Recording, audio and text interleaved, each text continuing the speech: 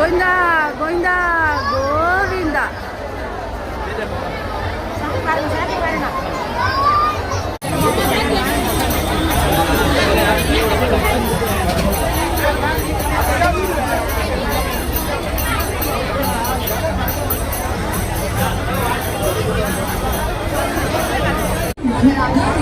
இப்போ வந்துட்டு நாங்கள் வரதராஜ பெருமாள் கோயிலோட வைகாசி உற்சவம்ல கருட சேவைக்காக வெயிட் பண்ணிக்கிட்டே இருக்கோம்.